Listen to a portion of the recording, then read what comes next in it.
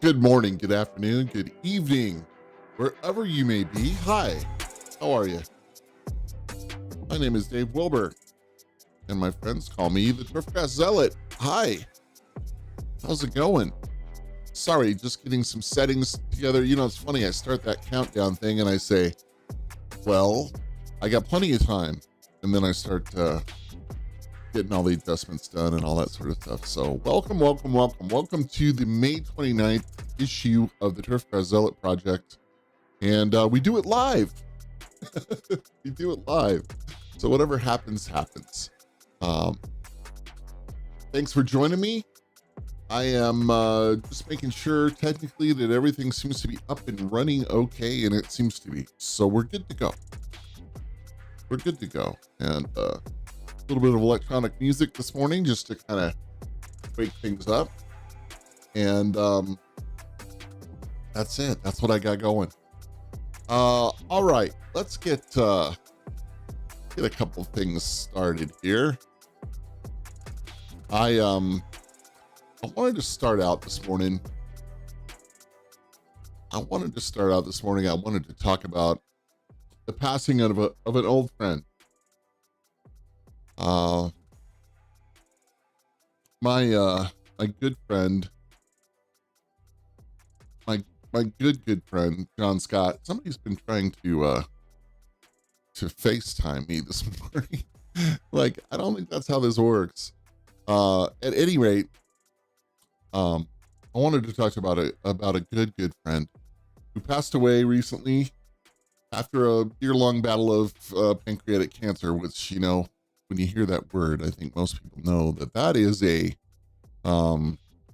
that's a tough one, and most people don't beat it. Let's be straight.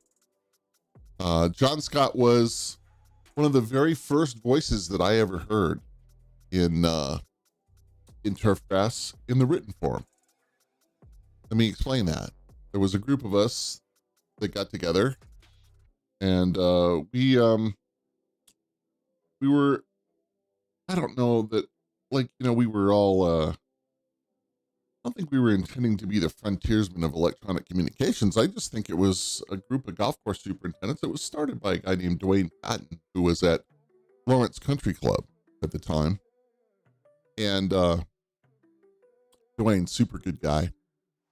There was a group of golf course superintendents, many of them from the Heart of America area, you know, that part of the world.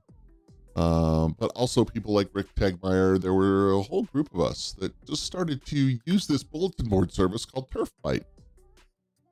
And I've talked about TurfBite before, and I love TurfBite. I do. I thought that was a great thing. Unfortunately, it was kind of a labor of love for Dwayne. And all of a sudden, here comes the internet, you know, to swallow things up. We also didn't get a ton of support from the GCSAA at the time because I don't think they understood what we were doing. So that was TurfBite, right? It was like, wow, this is pretty cool. And John Scott was one of the great voices on there. And at the time, John was director, you know, was he I guess he was director of agronomy for the Nicholas organization. He was doing all of Jack Nicklaus's agronomy work, and he had, I think, worked a little bit with Ed Atchells, and Ed was either retiring or doing other things. I don't really remember how it all started for John there, but he was working for Nicholas. And he never had any problem sharing anything. Ever. He did he said whatever he wanted to say. It was not always politically correct. He kind of handled himself how he wanted to handle himself. It was great. John was very he was very engaging with his words, and he used to make fun of me. I was a golf course superintendent, young superintendent at the time. I was like 24, 25, something like that. And I was just developing my organic turfgrass management philosophy at a golf club in Northern California. And John loved to tell everybody that I was into granola management, right? This was his term. And he would ask, if I'd been putting the pine nuts and pine needles and, what's better in the spray tank, that kind of stuff. It was great. Gosh, it was great, man. I mean, the guy. And I, of course, I took that a number of ways. I took it as a challenge. I took it as a, wow, what's going on here? I mean, all that stuff. At any rate, John Scott went on to join the ranks at the PGA Tour as, a director of agronomy there,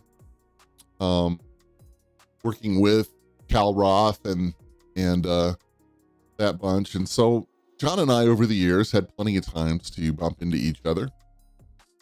And while I'm not a huge PGA Tour, quote unquote, kind of guy, in other words, tournament golf was not always my focus, I got to have some interactions with John because many of my clients were having interactions with John and his staff. And there was always a reason to talk. There was always a reason to look out to see, what could be shared between the two of us. We ended up, in 2003, we ended up working together in a very difficult situation at the Charles Schwab Cup.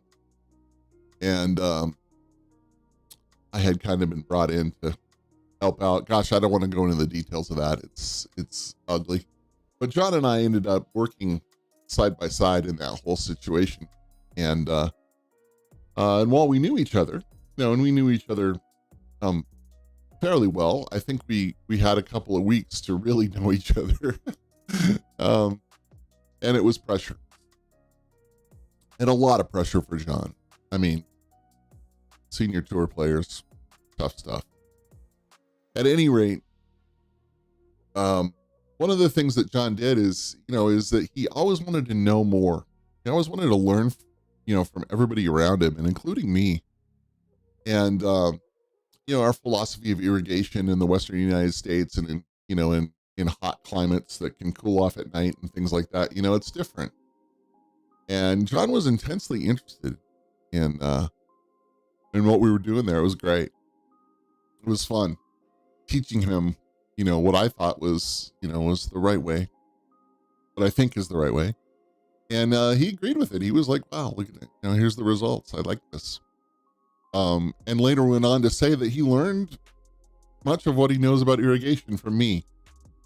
I don't know if I deserve that really, but it was a nice thing.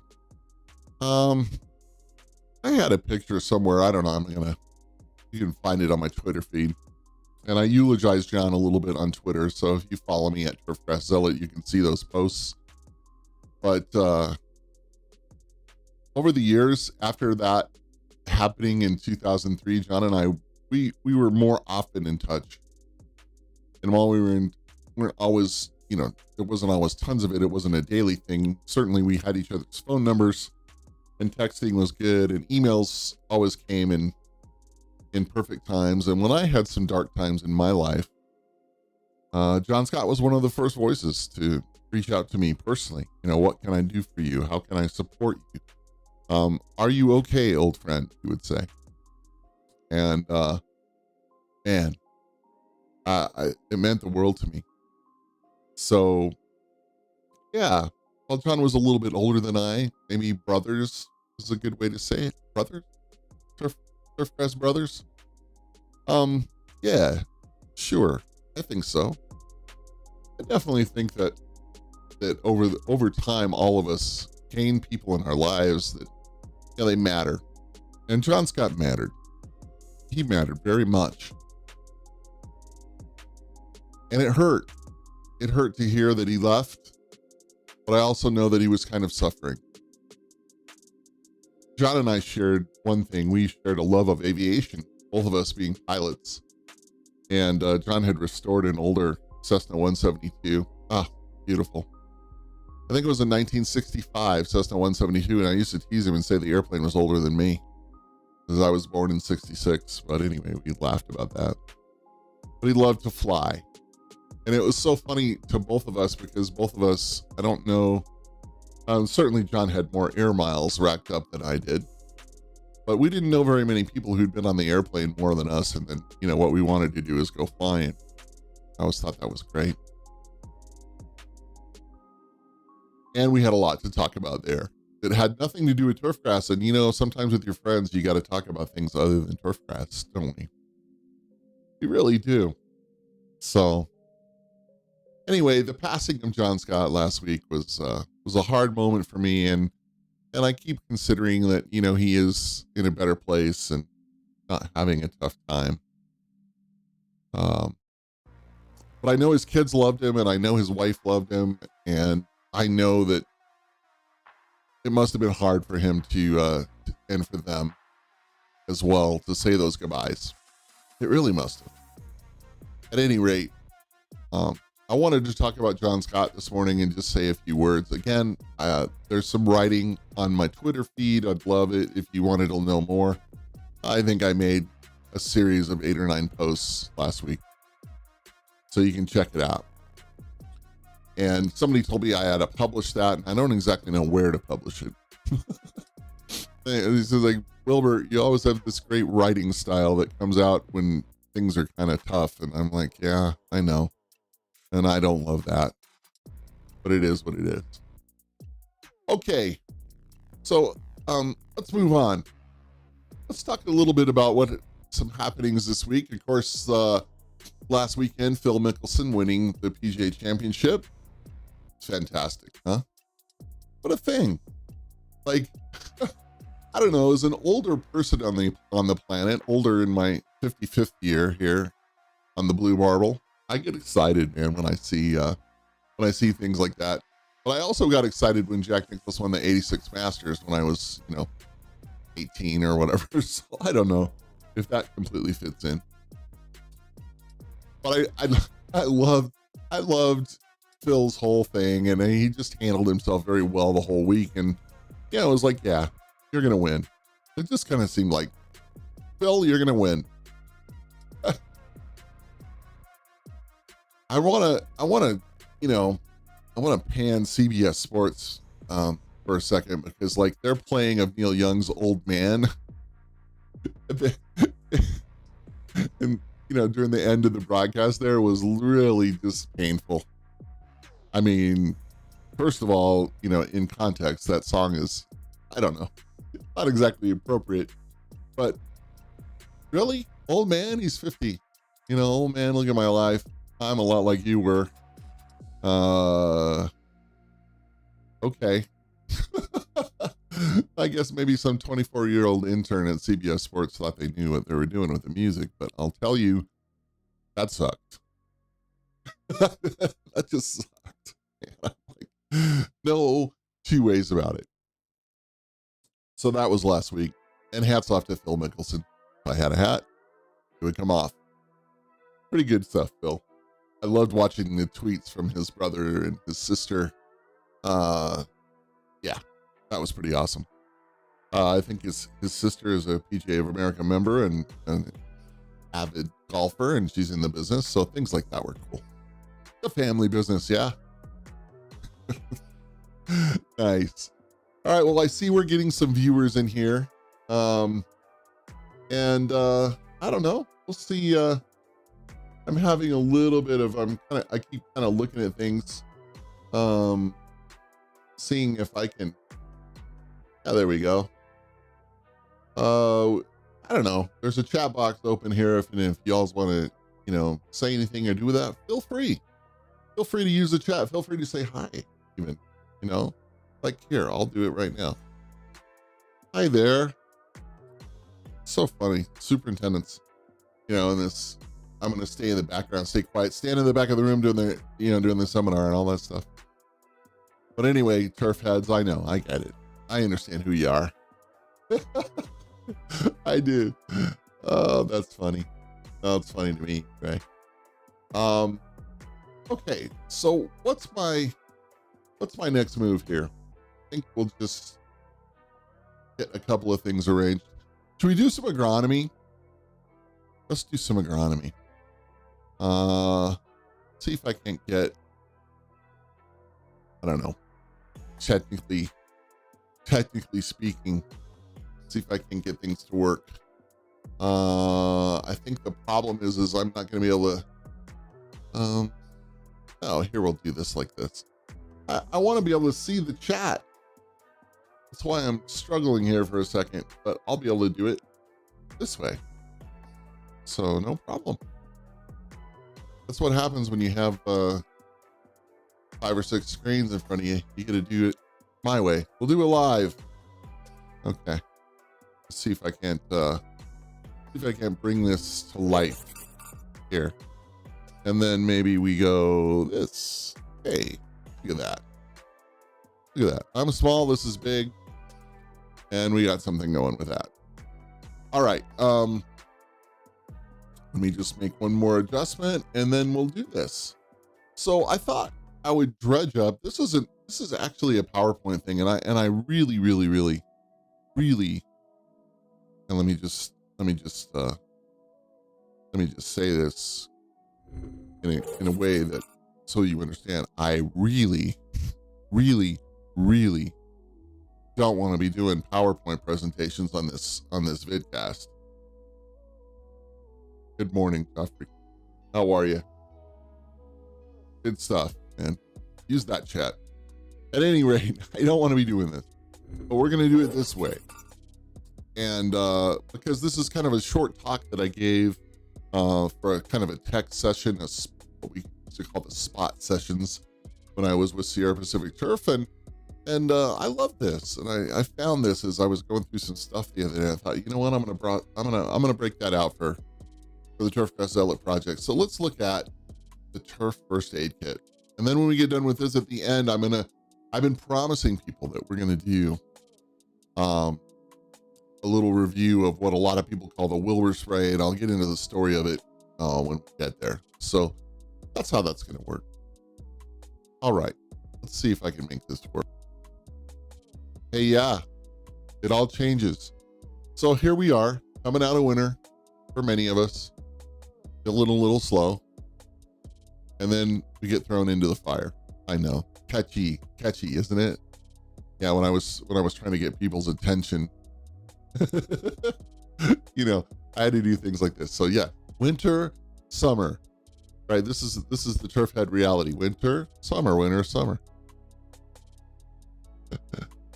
Hey man, in 30 years of consulting, I've learned a few things. And while I like to try to sometimes remain nameless and faceless when it comes to the field work that I do, there have been some things that I've learned. And by the way, this is some kind of Photoshop magic from a photo that was taken of me at Kingsbarn's Golf Links when somebody wanted to write an article about me and I didn't let them. So how about that? Yeah, I know. All right. So we're working in change times, aren't we? It's a change time for turf heads. We have to do more with less. We rely on less staff and less manpower. These things aren't news, are they?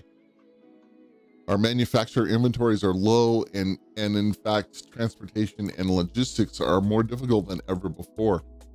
Somebody told me this story the other day about not being able to get one of their products manufactured because they were waiting on simple things like containers and caps and things like that. You know, we have a real thing that's going on right now, post-COVID. Yeah.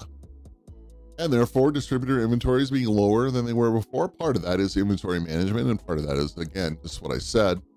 For a few stories recently, and people saying, I couldn't get my hands on that kind of thing. And of course, global economics. And where all that goes is anybody's guess, but it's going. And there's a lot of it. There's a lot of talk. There's a lot of There's a lot of influence worldwide. And, when you have companies like Syngenta that in the larger part are owned by a large Chinese company, which is essentially owned by the Chinese government, things like this. These are conversations, whether anybody wants to believe it or not. There goes that Syngenta advertising money. Not worried about that in the slightest. How about the environmental perceptions of what turfgrass is and isn't? It's funny. I have this weird kind of relationship with my neighbors, because they all have these kind of perfect lawns and I don't.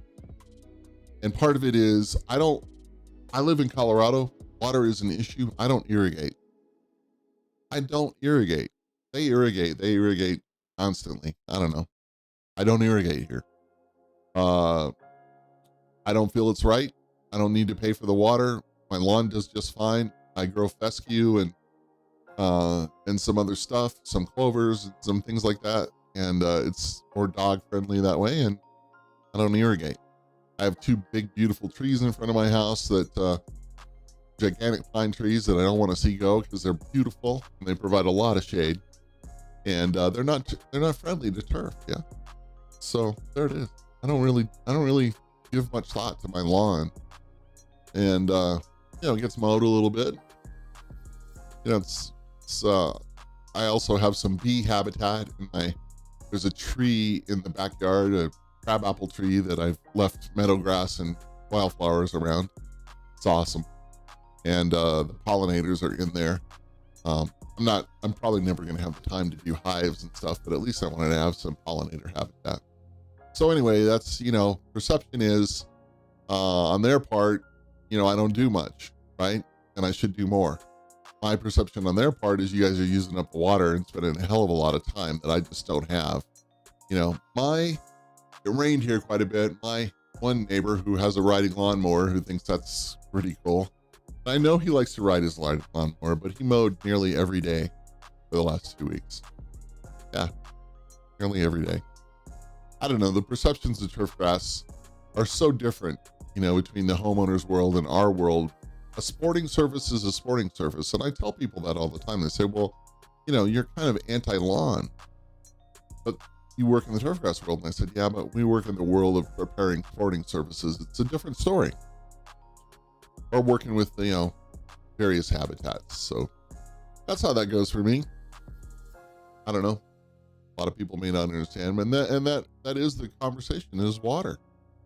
There's just less water. And I've spent most of my life in the Western United States and in other places where water is a thing. And that leads to global social communications about, how do we interact with each other? I mean, I have this live feed going on this morning. I know there's people watching from all over the world, all over the country. It's pretty awesome, right? But we communicate, like it's now a conversation. I got a amazing note from a superintendent in Ireland asking me some questions about some of the stuff we're going to cover today. Pretty cool. Anyway, this is our change time stuff. And the simple things don't change, right? It's like, what do golfers really want? What do soccer players, baseball players, all that sort of stuff really want? I should change that and be more sports turf friendly, shouldn't I? Instead of being such a turf head elitist, golf elitist. What do they want? Here, the GCI magazine, Golf Course Industry magazine, put this out a while back. If you were to ask to measure the success of golf course maintenance business you manage, what metric would you use? Is it happy players, increased play, budget, conditioning? Yeah. It comes down to players wanting to be happy. What do golfers want? They want to be satisfied and have a nice time on the golf course. And that comes in many forms. Mr. Haverkamp has a different idea about how things should be than Ty Webb. We know that, right? And of course, then you have the Judge Schmales of the world. And if you don't know what I'm talking about, you haven't watched Caddyshack, and it's hard for me to say that we can be friends. Just saying. All right. So what I've coached people to do over the years, and this is kind of one of my when I'm getting to know people, it's like, hey, do you have a turf aid kit, right? And they go, what are you talking about? I say, well, what's your emergency plan? When your back's up against the wall. Simple is fun and profitable. I don't know about that, but it should be profitable when it comes to golfer satisfaction. Because things may not always be in stock, right? You may not be able to call the distributor at 5 o'clock on Friday and say, hey, I need this. And for under $3,000 or so, we put a palette of things or a group of things together that that kind of works for people. So I've been coaching this over the years, and somebody said, Dave, you really ought to teach this to people. So let's do that. Hey, what should be in every shop? Now I realize, and let me just say this clearly. I realize that some of you who have big operations are kind of going, what? Dave, are you kidding me? Of course we do this, and if you've had event golf in your world and all that sort of stuff, I get it. Okay.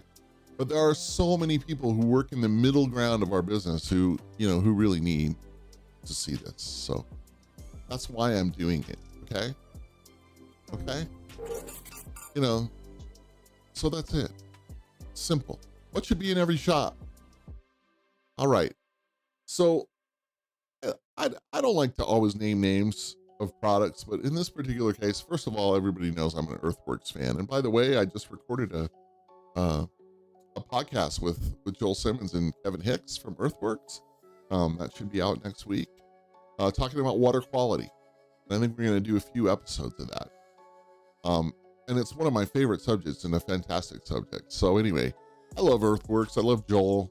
We're old friends, and he's been doing it right for a long time. And the Renovate Plus product that he has is this conglomeration of things that we used to use in separates. And Joel was smart enough to get it all kind of in one bag. And we use it for aeration recovery, traffic areas, sod jobs. I always want somebody to have, half a pallet of Renovate Plus sitting around, right? Just do it. If it's a new product to you, get a hold of whoever it is that reps Earthworks for you. And if they can't explain it to you, call me. I'll help you out. Because it's a great thing. It's one of those key pieces that not a lot of people talk about that I wouldn't do without. How about some granular wetting agent, Tricure, Cascade, something like that, for hot spot and wet treatments. Let's keep 10 bags of that around a little bit, in case we get into some issues. It's easy. Go spread it with a belly grinder, spread it with with an R8 type spreader, whatever. I love it. I love a granular wetting agent for my rescue operation. Again, I'm gonna name a product, and I know there's others, but we talked about the Profile Emerald Green, 10 bags of that for ball mark recovery and surface water management. There's some times when we've just got to deal with that too wet spot. I love the Emerald Green because of the colors and all that sort of stuff. And ball mark recovery has been markedly better when we get into some things like that. So I always want to have 10 bags or so of that around. How about 10 bags of lime or gypsum, just recovery, soil structure fixes, soil stabilization, if you've got a hole to dig, that kind of stuff, let's keep some of that around. Gypsum probably preferable, but either one, get some calcium in your world. 10 bags of that, get you through some stuff. How about some ryegrass? It's simple, right? Keep some ryegrass around. Figure out how to keep it mouse safe and all that stuff, and you'll do fine. And if you're not into ryegrass country or whatever it is that will, that is quick and happening. Many of the sports turf people know how to pre-germinate ryegrass, and they do it well. There's plenty of information out there about that. If you don't know how to pre-germ something, it isn't rocket science, but it is something that can be really cool. And I know we used to pre-germinate, 10, 15 pounds of seed and go out and take care of some spots with it. And, those recovery from those areas was really good. So for me, cool season people, all that sort of stuff, maybe having some ryegrass around just for cover up isn't a bad thing. And there's something else that I should have added to the ryegrass thing. I think now that we have things in our back pocket, like Geoponics's Endurant line, and other colorants. The Endurant is the one that has been my favorite. I also think Jennifer Sievers is way ahead of everybody else in her understanding in regards to color. And so we like Jennifer, and we like Endurant.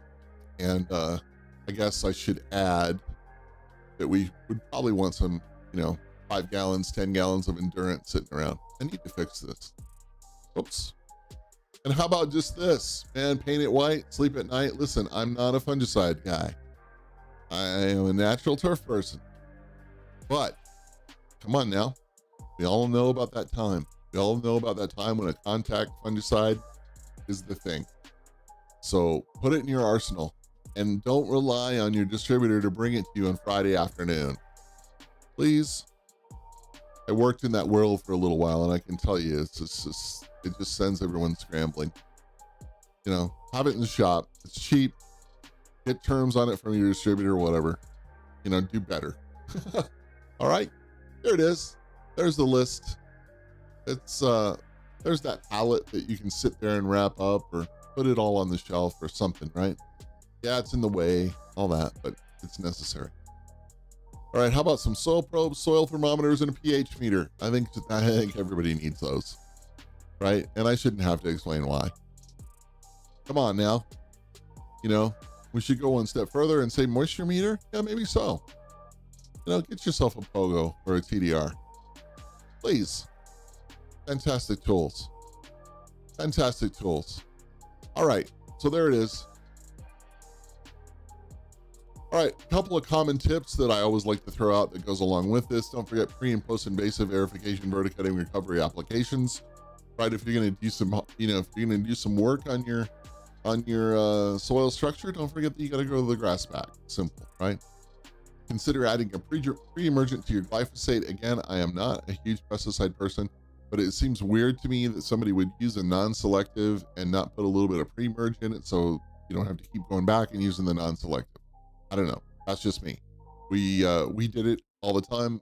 I know even when I go to Home Depot here, I buy the stuff that's got the whatever it is, the 365 blend, I think. It's okay to fertilize some traffic areas. It's not a problem to go out and get some of that done. Put some wetting agent down, granular wetting agent, and some fertilizer. Not a big deal. Water use reduction usually means the need for calcium and maybe a bit more nitrogen. I don't know. I spent a lot of time studying forage crops and things like that, and everybody would say, well, if you're gonna pull way back on your on your field irrigation, you got to put a few more units of nitrogen out. But yeah, I kind of like that. Potassium is never bad. It's always a good summertime thing. And carbon-based anything helps with your stress. These are the common sense tips that I like to kind of give to people, and I lived by it, and it works for me. A lot of folks I know live by it. It comes in various forms, various product choices, all that sort of stuff. I get it. But here we go. Yeah, I get it. Climates are different everywhere. I get it. Not everywhere is like, the Western US or whatever, or, the, the Middle East desert, whatever it is. I understand. Travel in all those places. In fact, I lived in a place for a while where you could go from alpine to cool season grass to coastal Mediterranean to warm season grass in the course of a day's drive. I mean, a day of driving. I could see 5 golf courses and see each one in each of those things without too much trouble. Seriously true. All right, you look at Lake Tahoe to San Francisco to the Central Valley, of California, Fresno. Yeah, right. Some radical changes. Okay, so there's my common sense. So should we go over some costs of all this? There, let's do it. Let's do it this. I mean, I just threw this out. This is just some numbers. I don't even know, if it's right. Please don't go tell your distributor that Wilbur said that Earthworks costs $45 a bag. I don't know what it costs anymore. I kind of did this a few years back, but anyway, for less than $3,000, we've got a pretty nice kit. That's pretty well spent, I think. Some of you I know who are pinching your pennies. I get it. And I get it. I understand. But, what's the cost of not having it? Gosh, I hate to sound alarmist, but there it is. All right, let's keep going. All right, so a lot of people talk about the Wilbur spray, and I hate this. First of all, let me just tell you something. Let's come back to reality here for a second. I hate that this got called the Wilbur spray. This was something that I helped people put together a lot of times because their soil corrections needed to be done, all that sort of thing, you know. And it was just a way, and I hated to cookbook things. I'm not a cookbook kind of guy. I believe in individual situation agronomy. But you know, for some people, they needed a little bit of a recipe, and this is the recipe. And yeah, I guess that's the best way to put it. And so I walked into somebody's shop one day, and up on the wall, they had their schedule, you know, their schedule, right? What they're doing, and it said the Wilbur spray. I'm like, what the hell is that? And they said, well, that's that spray you gave us. You know, we just call it the Wilbur spray now. And I'm like, I'd never heard that before. And then I started hearing it kind of all over. That superintendent shared it with some other people, and on and on and on. Anyway, what is the Wilbur spray and why? And we use it as a summer stress reliever. We use it as a cold weather color helper. You know, just a bunch of different stuff. And it's this combo. It's kind of this award-winning combo. I don't know how to put it. This is dry ounces here. The first 4 ingredients. So we're looking at ounces per 1,000 here, right? I guess it should say that. 4 ounces of ferrous sulfate, 3 ounces of manganese sulfate, 2 ounces of zinc sulfate, 1 ounce of Solubor. I used to call this the 4-3-2-1 blend, right? That's what I kind of called it before people, you know, before they started kind of, you know, oh, Dave, it's the Wilbur spray or whatever. Solubor is a soluble boron product. I don't know, known in the industry, known as Solubor. You can find it, you know, in some different ways. Look it up.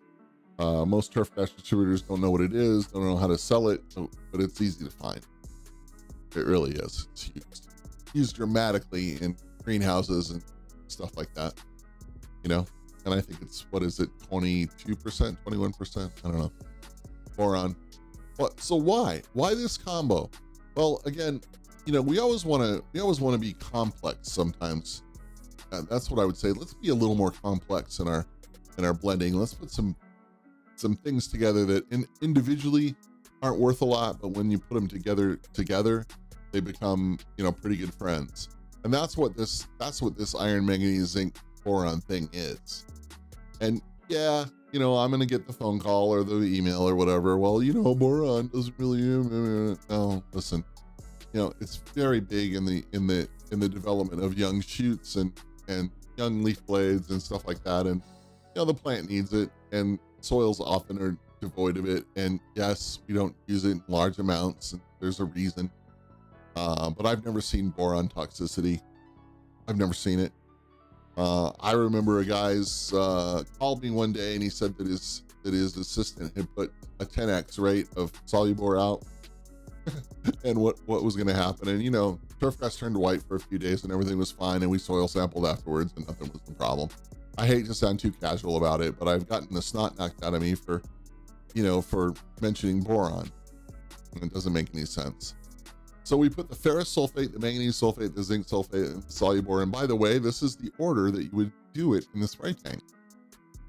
Because again, we're actually making like a bit of a chelation here. This is a complex, right? That's that word in fertilizer blending.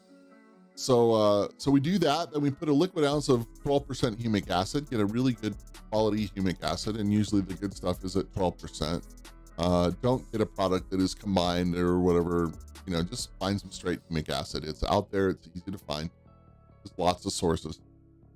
And then we do a liquid ounce of Earthworks C3 or some algae green or some kind of kelp product. Okay, and there's a bunch of different ones. I prefer the stuff that is in liquid form. C3 is a complex in itself, right? There's 3 main ingredients there, so that's one of the things, you know, we're stepping out a little bit. I guess that's the deluxe way. but it's one of my favorite things. Again, it's one of those things that Joel developed along with Jerry Brunetti years ago that has been a standout, right? You know, good humic acid, some desalinated seawater. I mean, and the kelp, it all makes sense. So the extra humate won't matter. Okay, and algae green is my, is kind of my favorite. It comes from Ireland. The guys there, it isn't reconstituted like, reconstituted orange juice, right? They're shipping that stuff in totes from over there. You can find algae green, you can look around. If it's an issue, write me a note and I'll put you in touch with the right people. I have no stake in that game at all. I just love the product. There are other kelp sources. Find a good one. Have it in your arsenal. So there's the Wilbur Spray. I know, huh? It's embarrassing. I can't believe so many people have been asking me about it lately. But at the same time, it's like, okay, well, yeah, we'll do this. We'll do this. So there it is. And if you have questions, gosh, I don't know what to say. It's hard to do consulting from a live feed. But I think people understand that what I'm doing here is I'm showing you a technique. That technique obviously can be used and utilized in a way that fits your situation, right? Well, I see we have a bunch of people in here live, but nobody's kicked it on the chat. So, gosh, I don't know what to think about you guys. I get in the live feed, and I'm just chatting away. I just, can't stop, won't stop. So, but that's me. I'm drifted into that culture, All right, what do we have left? Let's see. Let me look at my list. We talked about Phil. We talked about the Wilbur Spray.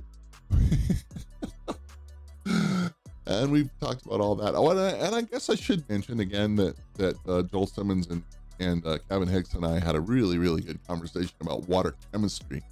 And I guess that's one of my areas of expertise.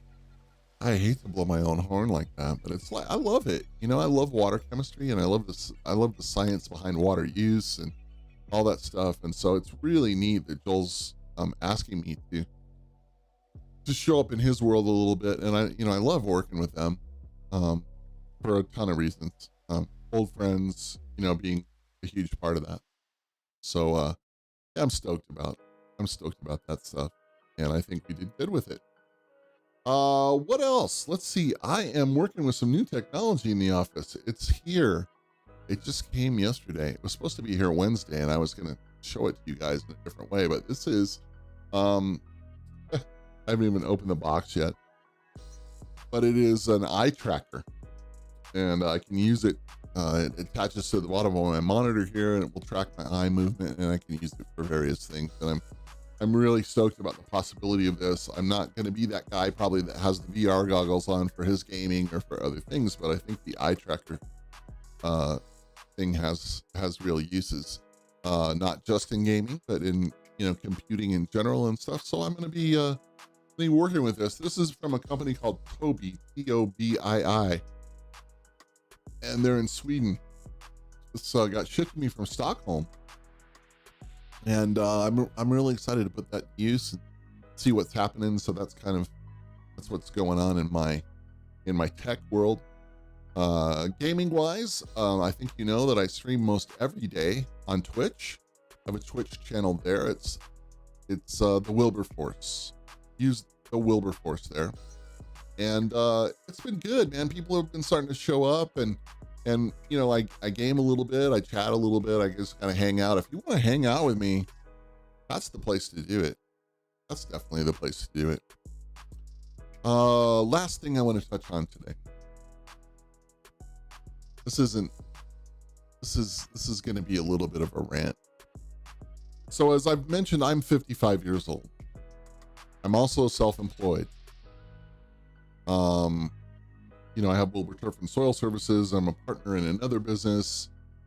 Once upon a time, we were doing some glass art, some things. I've always had, some small business things. And for the most part, I would say that life has been really good to me.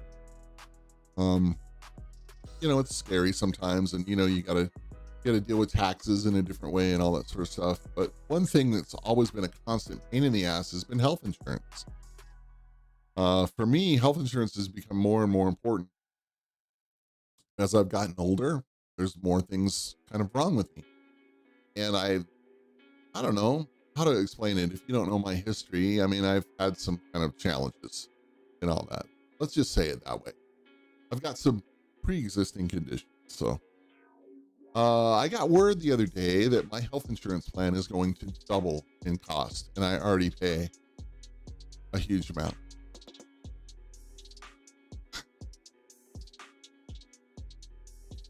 Fucking thieves is what I want to say. Honestly, all the insurance companies have never been more profitable. People like me and all of my friends, all of my older friends, and we all talk about this. Everybody's trying to figure it out, right?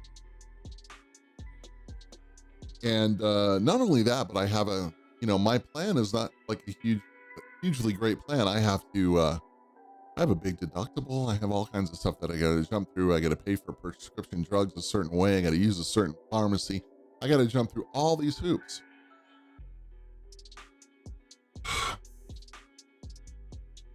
And it just fucking pisses me off. It's the best way I can say it. I get called a liberal and a bleeding heart and all that sort of stuff. But, my mom was in healthcare, specifically in women's healthcare. And, she would always say to me, human healthcare shouldn't be a profitable business for all of these people. Being sick shouldn't be profitable. That I'm thinking back to John Scott's whole thing, with cancer. And many friends who have dealt with cancer and have dealt with some really big things, the big C, of course. And it's the amount of money that we're talking about. It's been insane. Several years ago, I got sepsis. I had an infection in my leg, and it spread. And it spread really quickly, and I became septic. And I ended up in the hospital. I did many days in the ICU. I was clinically dead at one point. The hospital bill from that whole situation, 15 days, plus all the follow-up and all that sort of stuff, more than $1 million, of which I owed 30%. The first thing I had to do is I had to battle the insurance companies and everybody else just to cover me in the first place. They at first they said, no, we're not covering any of this because I didn't go to the right hospital, the right thing. Well, it was an emergency. I was freaking dying. So I battled everybody. Then you have to go through the bills and see how the hospital bills things. And let me tell you something, when you're paying $5 for a Kleenex, start to wonder what's wrong with that situation. And so again, I've seen people deal with this. I've watched people, have their financial lives ruined. I mean, I nearly got completely ruined by it, but I also figured it out. But it's cost me. It's been very costly. It made me have to really make some big lifestyle changes, financially and otherwise. So, so I get this thing that says that my insurance is going to double.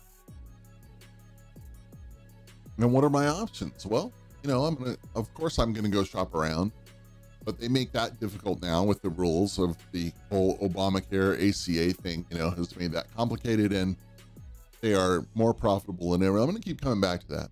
Insurance companies, healthcare facilities and stuff. Kaiser Permanente has never been more profitable.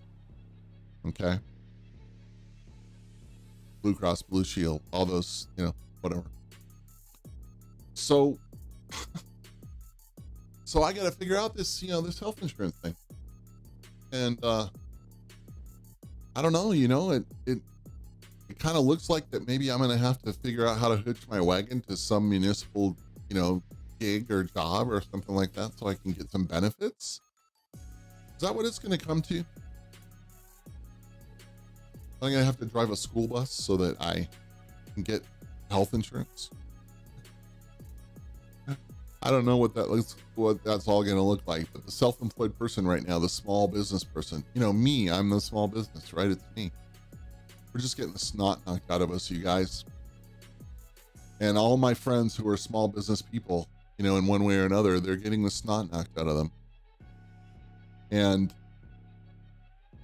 I don't know what the answers are. I'm not an economist. I'm not, you know, I'm an agronomist. I'm a turfgrass scientist, you know? I'm a communicator. I'm a writer. I'm a speaker. And from the chat, I couldn't agree more. The greed in the world is killing us all. I mean, it's so hard for me to watch, you know, CEOs and all that sort of stuff being paid the kind of money they're being paid to basically destroy companies and to do it on the backs of, you know, of the working class. You know, no, I'm actually not a screaming liberal in all this. I'm actually kind of fiscal conservative type, and I'm worried. I'm concerned about what's going on right now. And I don't want to get into the politics of it. For me, I've got to figure out health insurance. I'm 55 years old. I got another, you know, 10 years before the Medicare thing really works for me. And I've got to figure this out. And, you know, $2 grand, $2,500 a month, plus all the other expenses. Really? Really? I mean, is it 60 grand a year just to keep Dave alive? Because that's where I'm at right now. You know, there's a couple of drugs that if I don't take them, I don't survive. You know, the big pharma has drug addicted me in their legal way. You know, I have a heart medicine and some blood pressure medicine that has to happen. I am dealing with type 2 diabetes. I know a lot of choices I should have made better, but still, here's where I'm at. I'm at in this place. So at any rate, that's my rant. I wish I had solutions. I wish there was a solution. I wish I was seeing solutions being offered to us by our powers that be. But again, right from the chat, the greed in the world is killing us all. And I hate that. All right, I don't want to end on a bad note. That's my rant for the day.